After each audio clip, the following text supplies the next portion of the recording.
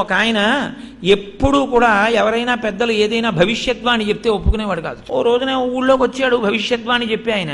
అందరూ వెళ్ళి చెప్పించుకుంటున్నారు. ఈయన ఎవరి మాట నమ్మడండి అన్నారు.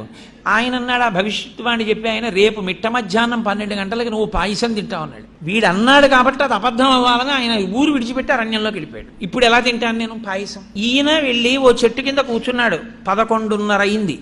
అటుగా వెడుతున్న బాటసారులందరూ మూటలు విప్పుకుని అన్నాలు తిందామని కూర్చున్నారు. కూర్చునేసరికి 11:12 అయింది. ఇంకా వాళ్ళు నోట్లో ముద్ద పెట్టుకుందాం అనుకుంటున్నారు.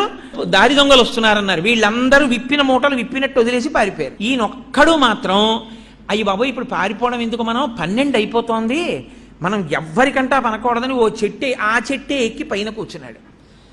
దొంగలు వచ్చారు. 5 నిమిషాలు తక్కువ 12 అయింది. ఒరే మంచి ఆకలి మీద ఉన్నాం, భలే ఉందిరా, అన్నీ పాయసాన్నాలే, ఒరే పాయసాన్నం మిగిలిందిరా తినేద్దాం అన్నారు. ఒరే ఆగండి వాళ్ళు